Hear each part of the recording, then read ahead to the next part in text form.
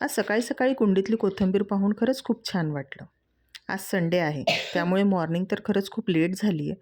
Morning झाल्या झाल्याच मी चहा आणि टोस्ट खाल्ले. कारण आज संडे होता, काही नाश्ता बनवायचा नव्हता आणि किचन आवरायला घ्यायचं होतं. खूप सारा पसारा हा आवरून झाला. त्यानंतर मस्तपैकी थोडंसं फ्रूट खाल्लं, फ्रेश झाले, घरही टापटीप केलं. कारण आज मला जायचं होतं एका बड्डे पार्टीला. संध्याकाळीच होती, पण उशिरा उठल्याने कामं खूप पुरली. त्यानंतर बड्डे पार्टीसाठी आम्ही दोघंही रेडी झालो आणि निघालो बड्डे पार्टी ठिकाणी. बड्डे पार्टी घरीच होती. ही आहे सान्वी. हिचा आज बड्डे होता. ही 7 वर्षाची झाली आणि ही सगळी चिल्लर कंपनी जी तिच्या बड्डेसाठी आली होती. छान छान गिफ्ट्स आणले होते मुलांनी.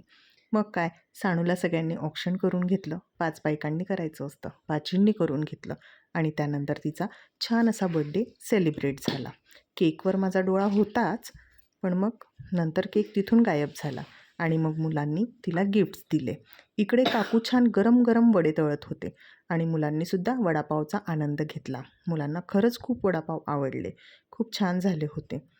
बर्थडे असल्यावर सगळे कसे एन्जॉय करतात ना, आणि मी काहीच काम नव्हते करत. बाकी सगळे काम करत होते आणि त्यांच्या नकळत मी केक खाल्लाच. थोडासा चोरून खाल्ला. त्यानंतर मस्त वडापाव खाल्ला आणि पार्टी